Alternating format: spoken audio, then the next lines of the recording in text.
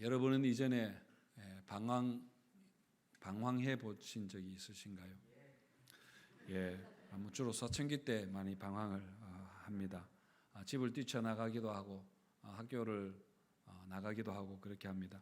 옛날에 보니까 제가 중학교 때 어떤 친구들은 부모님 몰래 집을 그렇게 나가서, 제가 시골에 살았는데 대구나 부산 같은데 그렇게 가서 며칠씩 또 한두 주 있다가 돌아오는 그런 친구들이 있었습니다.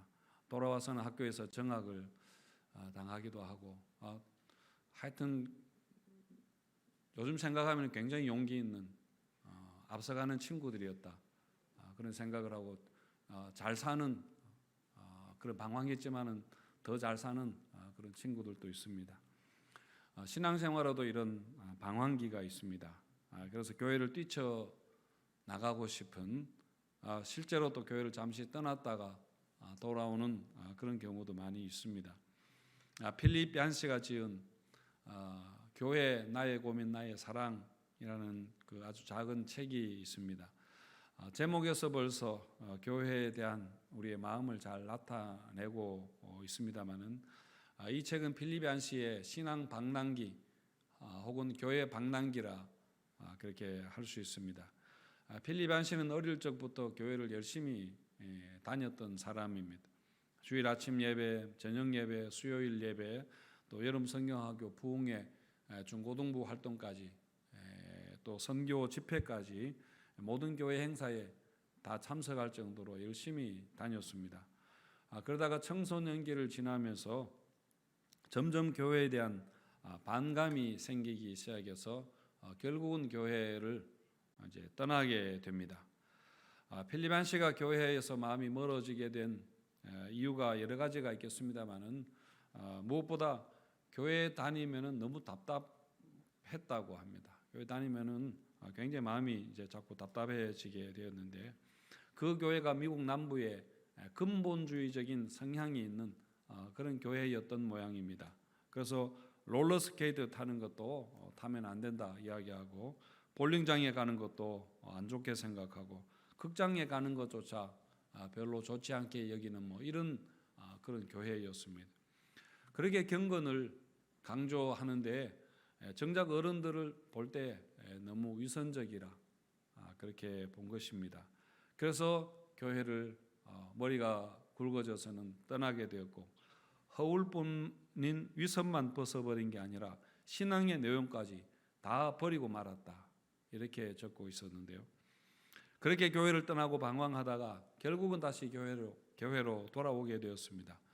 교회를 떠나면 자유롭고 속 시원할 줄 알았는데 오히려 너무 괴로웠다고 합니다. 교회와 멀어져서 결국 손해보고 고통당하는 것은 자기 자신뿐이었다, 그렇게 이야기하고 있습니다. 하지만 교회를 떠나서 방황하는 동안에 아주 중요한 사실을 알게 되었는데, 그게 뭐냐면은 교회에서 결국은 내가 무엇을 보는가 하는 것이 중요하다는 사실을 알게 되었습니다. 그래서 좋은 교회를 찾는 열쇠가 교회에 있다기보다는 교회를 보는 나의 마음에 있다, 나의 시각에 있다, 그렇게 생각한 것이죠.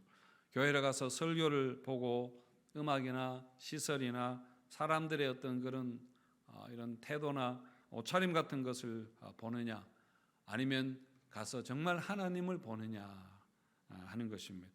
그래서 그 사실을 깨닫고는 교회에 대한 생각이 내가 달라지게 되었다. 그래서 교회로 돌아왔습니다. 책의 한 부분을 인용하면은 이렇습니다. 나는 교회를 대할 때 위를 올려다보고 주위를 둘러보고 밖을 내다보고 안을 들여다보아야 하는 것을 배웠다. 교회를 겨우 참고 견디던 내가 교회를 사랑할 수 있게 된 것도 바로 이 새로운 시각 덕분이다, 그렇게 했습니다. 이처럼 교회에서 무엇을 보느냐 하는 것이 가장 중요하다는 말입니다.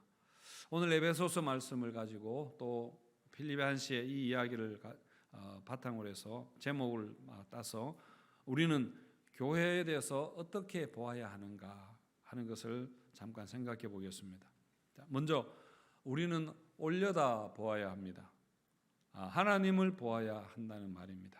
오늘 본문에 보시면은 우리는 그가 만드신 바라. 세번역 성경에는 우리는 하나님의 작품이다 그렇게 했는데요.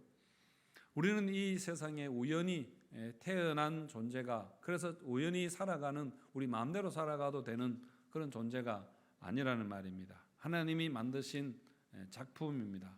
멋진 작품입니다. 만약에 우리가 무슨 작품을 만든다면은, 우리가 뭐 음악을 곡을 쓰거나 그림을 그리거나 소설을 쓰거나 또 영화를 만들거나 무엇을 하든지 간에 뭔가 우리가 만든다면은 얼마나 여러분 정성과 노력을 많이 들이겠습니까? 오랫동안 구상을 하고 그리고 자료를 수집하고 공부하고 시행착오를 거쳐서 그야말로 심혈을 기울여서 우리 작품을 만들 것입니다. 하나님이 우리를 만드신 것도 마찬가지입니다. 하나님은 모든 것을 아시고 기쁨과 사랑으로 만드셨습니다. 그래서 하나님의 작품이라는 것이죠.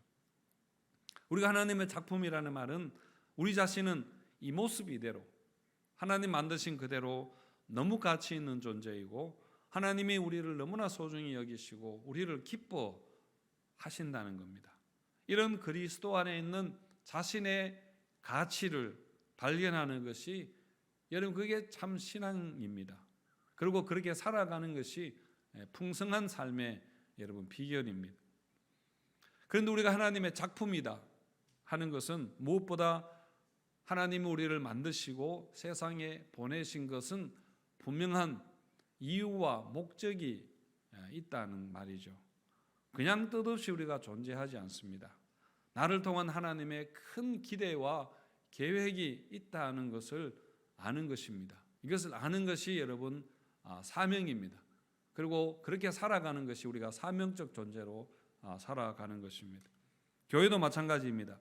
지금 에베소서 말씀은 우리 개인 한 사람에 대한 말씀이라기보다는 오히려 교회에 대한 말씀입니다. 교회도 사람들의 필요에 의해서 그렇게 우연히 생겨난 것이 아니라 하나님이 계획하시고 만드신 겁니다. 이미 만세전에 하나님이 교회를 예정하셨습니다. 하나님의 구원 계획을 이룰 도구로 세상에 하나님이 보내셨습니다. 이런 하나님의 뜻과 계획을 알지 못하면은 신앙과 교회가 전혀 엉뚱하게 사람들의 그냥 어떤 하나로 그런 방향으로 갈 수가 있는 것이죠. 많은 사람들은 은연중에 교회는 레스토랑과 같다 그렇게 비유를 하고 또 생각을 합니다. 사람들이 레스토랑에 가는 것은 물론 맛있는 음식을 먹기 위해서 가기도 합니다만은 요즘은 그뿐 아니라 우리 가족과 친구들과 함께 교제하고 여가를 즐기는 공간으로 우리가 가지 않습니까? 근사한 곳에 가서 맛있게 요리된 음식을 먹고 좋은 서비스를 받으면서 내가 존중받는다는 그런 만족과 기쁨을 우리가 가지게 됩니다. 그리고 거기서 좋은 음악을 들으면서 또 이야기하고 삶의 여유를 우리가 가지게 되는 것이죠. 이런 만족을 우리가 가질 수 있다면은 얼마든지 음식값을 치르고 줄을 서서 몇십 분 동안 우리가 기다릴 수 있습니다. 그리고 다음에 또 와야지 하는 마음으로 만족하며 떠나가고 또 사람들에게 그곳을 소개해 주기도 합니다. 그리고 레스토랑은 손님들에게 만족을 주기 위해서 최선을 다해서 고객을 왕으로 그렇게 섬기면서 서비스를 제공합니다. 이렇게 교회가 사람들에게 영적 서비스를 제공하는 것으로 생각하기 쉽다는 겁니다. 그리고 그렇게 교회를 만들어가기 쉽습니다.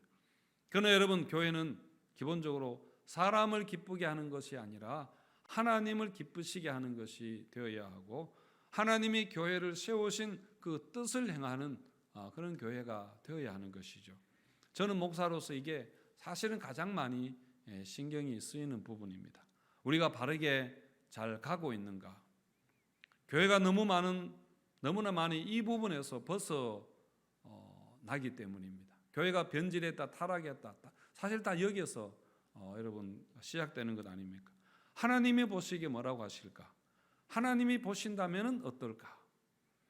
하나님은 아니라고 생각하는데 괜히 하나님의 이름을 내걸고 우리 자신을 위해서 뭔가 우리 만족을 위해서 하는 것이라면은 사실 나중에 너무 쑥스럽고 수고하고 허무하게 여러분 되지 않겠습니까? 그래서 우리가 항상 하나님을 신경 쓰지 않을 수 없습니다. 월터 윙크라는 사람이 예배라는 것은 집주인이 누구인가를 항상 기억하는 것이다, 그렇게 말했다는데요. 우리가 그 집에 살면서 그 집주인 신경 쓰지 않을 수 없는 것처럼 우리가 교회 와서 또 교회 일을 하면서 항상 우리가 하나님을 의식해야 합니다. 예배를 드려도 하나님을 기쁘시게 하는, 정말 하나님이 받으시는 그런 예배를 우리가 드리도록 해야 되죠. 시설이나 환경이 부족해도, 인도하는 사람이 부족하더라도 여러분 그것을 통해서, 그건 다 수단들입니다. 하나님을 만나게 하는 불완전한 수단들입니다. 그것을 통해서 우리가 하나님을 만나려고 애써야 되는 것이죠. 여러분 교회 봉사도 중요하지만은 먼저 하나님 예배하는 일에 우리가 집중해야 합니다.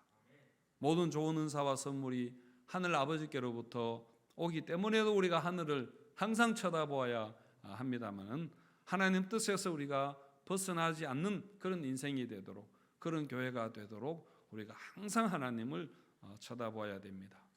이렇게 항상 위를 올려다보는 우리 교회와 성도님들 되시기를 축원드립니다. 두 번째로 우리는 주변과 밖을 내다보아야 합니다. 그러니까 다른 사람, 이웃을 우리가 항상 그렇게 생각해야 되는 것이죠. 오늘 본문 말씀을 세번역 성경으로 우리가 한번 읽어보겠습니다. 세번역 성경으로 읽겠습니다. 시작. 하나님께서 그리스도 예수 안에서 우리를 만드셨습니다. 하나님께서 이렇게 미리 준비하신 것은 우리가 선한 일을 하며 살아가게 하시려는 것입니다. 하나님이 우리를 만드신 것은 선한 일을 하게 하시도록, 선한 일을 하며 살아가도록 만드셨다, 그렇게 말씀합니다. 그리고 미리 준비하셨다는 것은 만세전에 이미 그렇게 하시기로 하나님이 계획하셨다, 그런 말입니다. 제가 한 번씩 하는 질문입니다만은, 우리가 신앙생활하는 목적이 여러분 무엇입니까? 왜 예수를 믿으십니까? 이런 질문 골치 아프게 여러분 생각하실 수 있지만은 너무 쉽게 우리가 여기에서 길을 잃어버리게 됩니다. 우리가 예수 믿는 것,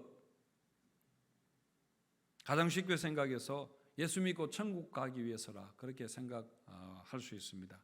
베드로전서 1장 8절과 9절 말씀에도 보면은 그렇게 나옵니다. 예수를 너희가 보지 못하였으나 사랑하는도다. 이제도 너희가 보지 못하나 믿고 말할 수 없는 영광스러운 즐거움으로 기뻐하니 믿음의 결국 곧 영혼의 구원을 받음이라, 그렇게 했습니다. 사실 여러분, 이 영혼 구원 받는 것보다 더 중요한 것은 없습니다. 하지만 여러분 단순하게 생각해서 우리는 이미 예수를 믿습니다. 그래서 이미 영혼 구원을 받은 사람들입니다. 그래서 오늘 죽더라도 우리가 천국에 간다는 것을 아는데, 그런데 왜 계속해서 열심히 신앙생활 해야 되는가? 왜 열심히 교회에 나와야 하는가? 하는 질문을 우리가 할 수 있죠. 그래서 여러분, 신앙생활을 해야 되는 것은 단지 구원받기 위해서가 아니라 우리가 이 세상에서 잘 살기 위해서라, 그렇게 하기도 합니다. 예수 잘 믿어서 영혼이 잘 되는 것처럼 범사가 잘 되고 형통하게 되고 건강하기 위해서 그렇게 생각할 수 있습니다. 물론 여러분 중요한 문제이죠. 저는 우리 교회 성도님들 모두가 다 이렇게 되기를 위해서 여러분 기도하고 있습니다. 우리나라 교회가 한때 크게 성장한 것도 이런 부분에 동기부여를 확실하게 했기 때문이기도 합니다.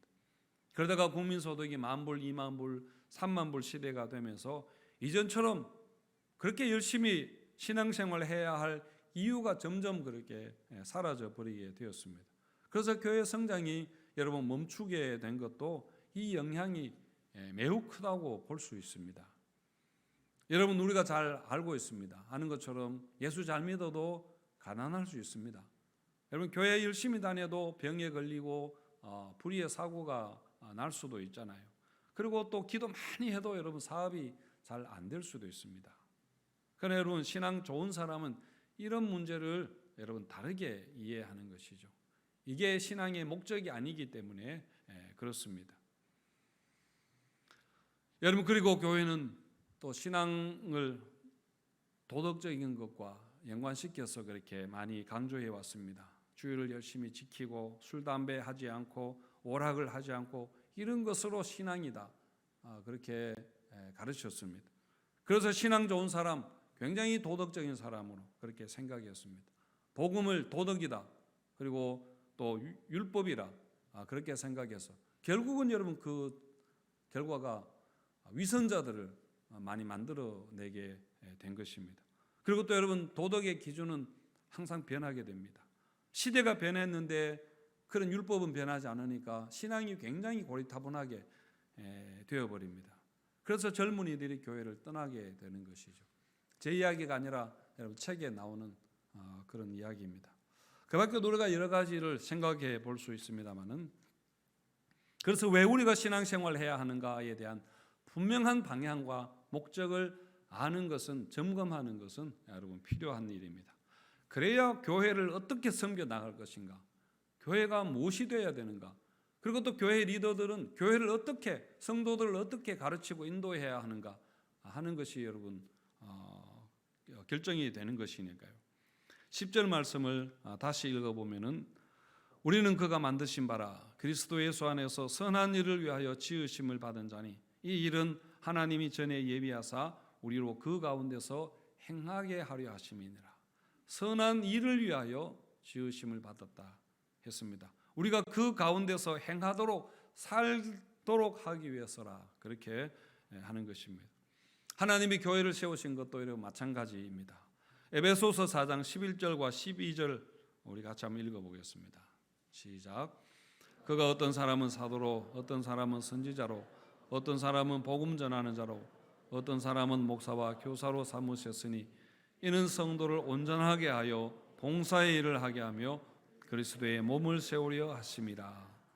여기서 네 가지 직분, 교회를 섬기고 성도들을 이렇게 돌보는 네 가지 직분을 언급했지만은, 목사와 교사만 생각을 한다면은 여러분 교회의 목사 혹은 교사의 직분을 두신 목적이 무엇인가 하는 것을 말씀합니다. 무엇인가 하면은 목사와 교사를 두는 목적은 성도를 온전하게 하기 위해서입니다. 이것은 교육하고 설교하고 예배하고 기도하고 성도를 돌보고 가는 모든 것을 포함하는 것입니다. 성도를 온전하게 하는 것. 그래서 여러분 무엇을 합니까? 그래서 봉사의 일을 하게 하려 하심이라. 성도들이 온전하게 되어서 봉사의 일을 하도록 하는 것이라는 말입니다. 여기서 여러분 봉사의 일이라는 것이 2장 10절에 나오는 선한 일, 선한 일과 같은 말입니다. 그래서 그리스도의 몸을 세우는 것입니다. 여러분 디모데후서 3장에 보면은 하나님의 성경을 주신 목적이 무엇인가 하는 것도 나오고 있는데, 디모데후서 3장 16절 17절 우리 같이 한번 읽어보겠습니다. 시작. 모든 성경은 하나님의 감동으로 된 것으로 교훈과 책망과 바르게 함과 의로 교육하기에 유익하니 이는 하나님의 사람으로 온전하게 하며 모든 선한 일을 행할 능력을 갖추게 하려 함이라. 하나님의 성경을 주신 목적도 마찬가지라고 했습니다. 성도들을 하나님의 사람으로 온전하게 하기 위해서 성경을 주셨습니다. 그래서 무엇을 합니까? 온전하게 하게 되는 그 자체가 목적이 아니라 온전하게 하도록 해서 모든 선한 일을 행하도록, 모든 선한 일을 행할 능력을 갖추도록 하기 위함이라. 그렇게 말씀합니다. 그런데 여러분 성령께서 하시는 일도 마찬가지입니다. 성령께서 하시는 일도 성도들에게 성경을 가르치는 일입니다. 그래서 성도를 온전하게 해서 교회를 이끌어가도록 그렇게 하는 것입니다. 여러분 하나님 나를 만드신 것 선한 일을 행하도록 하기 위해서입니다. 그렇다면 우리가 행해야 할 선한 일이 무엇인가 하는 것은 또 우리가 다음에 따로 그렇게 생각을 해보기로 하고요. 어쨌든 여러분 우리의 신앙과 교회가 나 자신만을 위한 나의 영혼 구원이나 내가 잘 살기 위해서 내가 어떤 종교적인 만족을 위해서 그렇게 하는 것이 아니라는 것을 우리가 꼭 기억해야 될 것입니다. 그래서 여러분 우리는 항상 신앙생활을 하면서 주변과 밖을 그렇게 바라고 행해야 합니다. 우리의 가족들, 또 다음 세대와 또 우리의 지역 이웃들과 또 또 온 세계 일반까지 우리가 그렇게 바라보아야 한다는 것이죠. 저는 하나님이 우리 교회에 주신 축복 중에 하나가 만석공원이라고 생각합니다. 물론 만석공원이 우리 교회 거는 아닙니다만은 우리 교인들이 많이 이용을 하고 또 우리 교회 근처에 이런 공원 있다는 게 저는 감사한 일입니다. 만석공원에 대해서 제가 한번 검색을 해보니까 정조대왕 때 만든 저수지라 그렇게 해서 제가 그렇게 오래됐는가 싶었습니다. 저수지를 정조대왕 때 만들고 나서 쌀을 만석이나 더 수확하게 되었다고 만석이라는 이름이 붙여졌다고 합니다. 그러니까 조선시대부터 굉장히 중요한 곳이었다는 말이죠. 저도 처음에는 만석공원에 대해서 별로 관심이 없었습니다. 그런데 갈수록 만석공원의 매력이 느껴집니다. 여러분, 만석공원 일단 호수와 아름다운 꽃과 그 풀이 너무 아름답습니다. 여러분 예배 마치고 만석공원 한 바퀴 돌고 가시면 좋겠습니다. 봄에 벚꽃이 필 때는 사람들이 굉장히 많이 찾아옵니다. 그런데 봄에만 아름다운 게 아니라 봄, 여름, 가을, 겨울 다 아름답습니다. 사계절의 변화가 굉장히 뚜렷하게 나타나죠. 호수 주변으로 1.3km 정도의 둘레길이 있는데 많은 사람들이 거기에서 걷고 운동을 합니다. 여러분 산책길뿐 아니라 축구장도 있고 또 배드민턴장과 같은 그런 운동시설도 많이 있고 야외 음악 시설도 있고 분수대도 있고요. 요즘은 또 피크닉을 하도록 대청 마루를 거기에 놓아두었습니다. 그래서 우리 교인들을 포함해서 동네 주민들이 굉장히 잘 활용합니다. 쉼을 위해서 또 건강을 위해서 그렇게 잘 활용을 하는 공원입니다. 전에 제가 이런 생각을 해보았는데요. 만약 만석공원을 이렇게 예쁘게 가꾸지 않고 그냥 내버려 두었다면 어떻게 되었을까? 아마 사람들이 거기에 쓰레기나 내다 버리고 모기나 파리가 득실거리는 그런 곳이 되지 않았을까요? 아니면 또 만석공원을 메우고 주택 문제를 해결하기 위해서 거기에 아파트를 지었다면 여러분 어떻게 되었을까? 그렇게 한번 생각해 보았는데요. 그야말로 최악이라고 생각합니다. 그런 정책 결정을 한 공무원이 있다면 저는 감옥에 보내야 된다. 그렇게 생각도 했습니다. 제가 이 말씀을 드리는 것은 우리 수원서부교회가 정말 만석공원 같으면 좋겠다. 그렇게 싶어서입니다. 교회가 분명히 이곳에 세워졌습니다. 하나님 나라를 위해서도 꼭 필요한 교회가 되고 지역 주민들에게도 꼭 필요한 그런 교회가 되었으면 좋겠습니다. 정말 복음으로 우리가 해야 될 일이 너무 많습니다. 진리와 생명과 저들에게 위로를 전하는 그런 교회가 되었으면 합니다. 이번에 우리 교회 리브랜딩을 맡으셨던 분이 우리 교회 리브랜딩을 하면서 많은 조사를 그렇게 했다고 합니다. 그런데 이렇게 해보니까 우리 교회의 가장 큰 특징이 지역사회를 가장 열심히 섬기는 교회라. 자기가 본 교회 중에도 가장 열심히 하는 교회라고 그렇게 이야기를 했습니다. 그래서 우리 교회에 웨스트라는 로고 외에 소울메이트라는 이름을 지어주었습니다. 소울메이트라는 것은 영혼의 친구라고 그렇게 굳이 말하자면 그렇습니다만은 그냥 소울메이트라 해도 금방 자주 말하면 우리가 익숙해질 것입니다. 우리가 예수 그리스도를 사랑하는 사람들인데 예수 그리스도를 사랑하는 우리 교회가 이 지역의 소울메이트가 되는 것입니다. 앞으로 여러분 소울메이트라는 그런 로고를 보시면은 우리 교회가 어떠해야 하는가, 우리 교회가 무엇을 열심히 해야 되는가 하는 것에 대해서 우리가 생각을 하시면 좋겠습니다. 말씀을 마치겠습니다. 하나님은 우리가 선한 일을 행하도록 그렇게 만드셨습니다. 그리고 선한 일을 하며 살아가기를 기대하십니다. 우리는 나 자신을 위해서가 아니라 선한 일을 하며 살아갈 때에 우리는 가장 큰 보람과 기쁨을, 만족을 느끼게 됩니다. 그렇게 만들어졌기 때문입니다.